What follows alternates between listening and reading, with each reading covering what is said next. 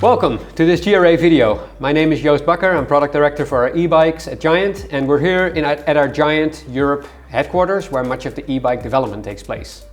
We're talking here today about an exciting new bike, the Explore E+. And to do that, I'm joined by Michiel Grobben, who is the e-trekking category manager. And so Michiel has been the driving force behind this bike, so let's get into it. So Michiel, give us a little bit of context of this bike. What has been the goal of the development of the Explore E+?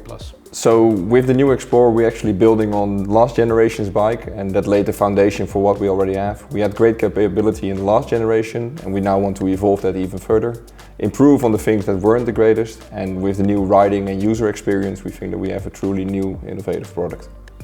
Okay, so capable, innovative, but who is it really for? So typically the rider of the Explorer is somebody who challenges themselves to go outdoors and enjoy their riding, and the Explorer is a bike that should reflect that. So it's a daily workhorse whether you want to go in town or out town, but there is no limit to the challenge you want to undertake. It's a strong bike and it should reflect the ambition the rider has.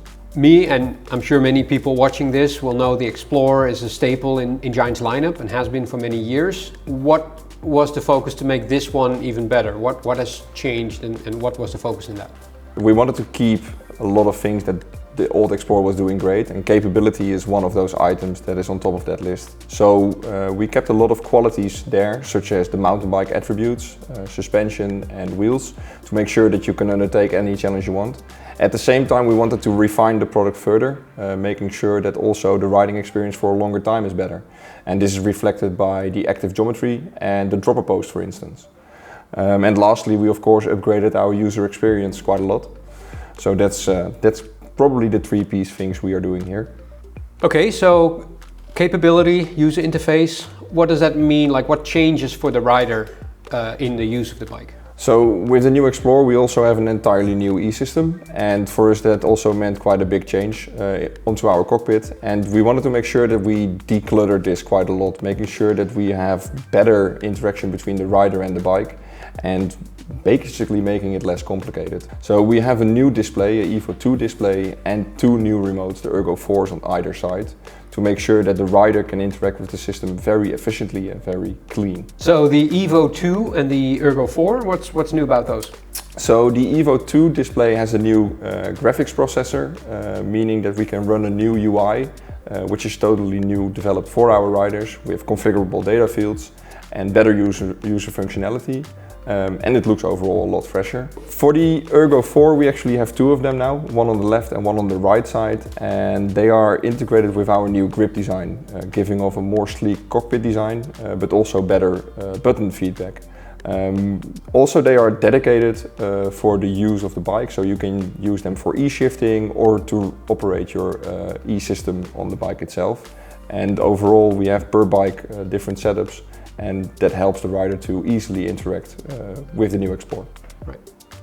Cool, yeah. But it sounds like there's quite a bit of new technologies or added technologies into this bike, and you mentioned how you keep it relatively clean or simple to operate from a mechanics point of view with the buttons. But how do you do that on the display? Is there anything new in the user interface or experience that simplifies it, even though you have these kind of added technologies to the bike?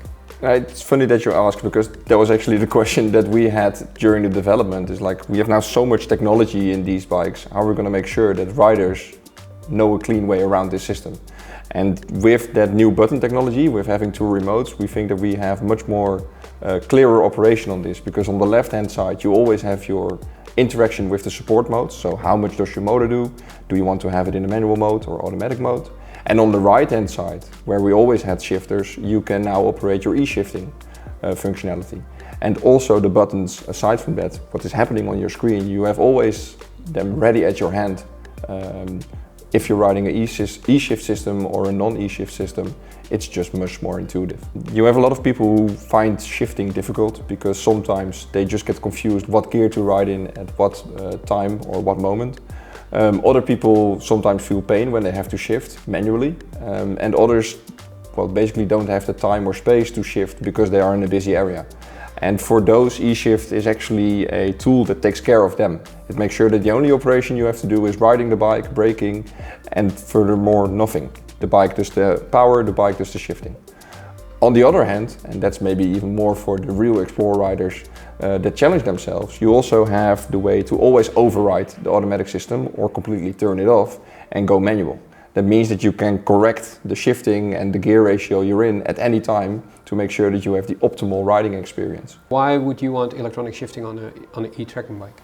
So e-shifting is more precise, it's quicker, and it's in this case also much easier to operate.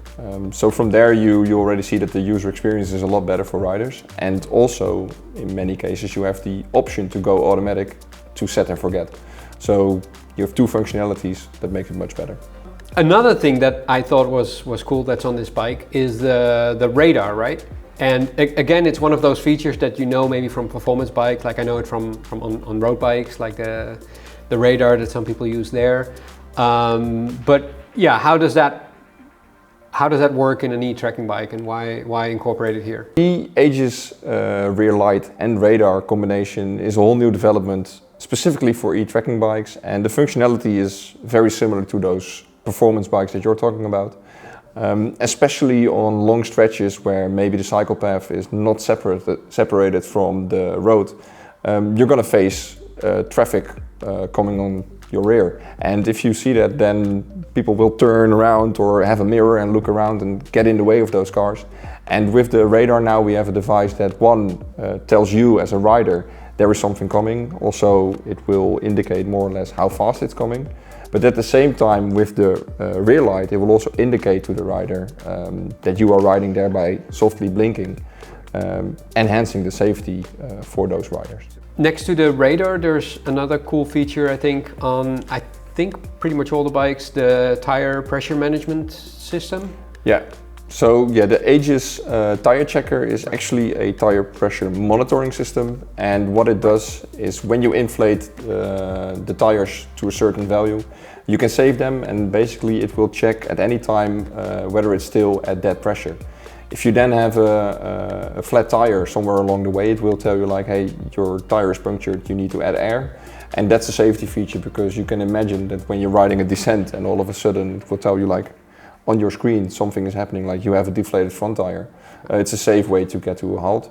Secondly, it's also an ease of use feature, because when you want to ride your bike, it will tell you immediately if your tire pressure is out of range, meaning... So you know when to inflate it, when you pump it up. Exactly. Yeah. Okay, yeah. Cool. So with the Aegis radar and tire checker, it's a lot about safety, I suppose, with this bike.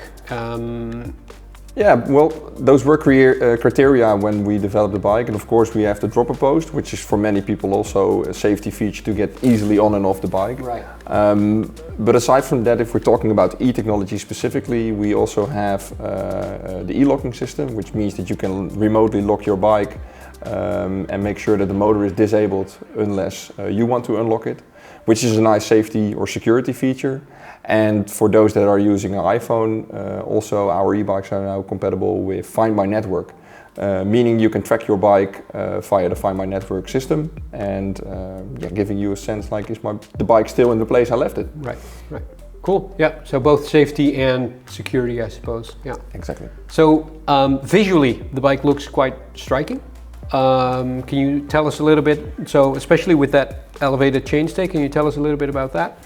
So yeah, well, for us it's a total new design that came quite naturally to the bike. Like we already said, capability is very important for this bike, and the frame set needs to reflect that. So with the elevated chainstay, we have a few opportunities. First things first, we made it a lot stronger, but at the same time also we are now more versatile with the drivetrains. Where previous bikes were only derailleur compatible, we also are now belt drive compatible. And also because we have an elevated chainstay, it's also much easier to maintain the bike. Secondly, we think if we look at the total design of the bike, we stay true to our heritage. So we incorporated quite a lot of design cues from the e-mountain bikes, in this case mostly the Fathom E.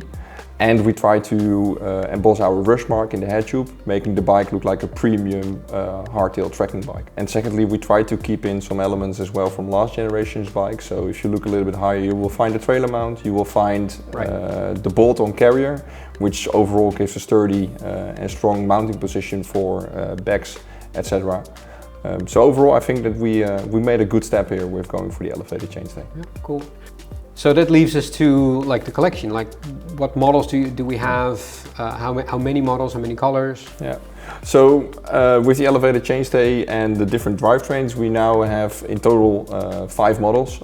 Starting off with the E+0, that's our top model with a belt drive automatic system and a Pro 2 motor with 85 Newton meters.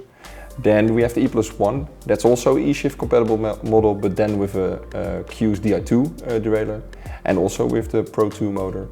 And then we get the second belt drive model, which is a manual shifted NVOLO, and a Sport 2 motor with 75 Newton meters.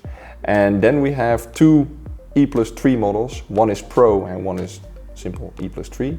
And the difference is that they both come with a Q's 10-speed mechanical derailleur system, but one with the Pro 2 motor at 85 Newton meter and the other one at the Sport 2 motor with 75 Newton meter. Okay, so we have models with belt drive, both manual as well as electronic shifting, and then we have models with derailleur, both manual models as well as one with electronic shifting. 100% correct. Right, cool. Then a bonus question, what is for you the best part of this bike, of the development of this bike and your experience with this bike? So to me, the Explorer is just very simple to love. It's clearly a bike that enables you to challenge yourself on riding, and that doesn't have to happen every day. So whether you want to take it into the city or onto a alpine climb, the bike is your companion to venture out and enable you to live that outdoor dream and match your ambition. Congratulations with developing a great new bike. That's all from us, from the introduction of the Explorer E Plus from our European headquarters. Thank you for watching this GRA video.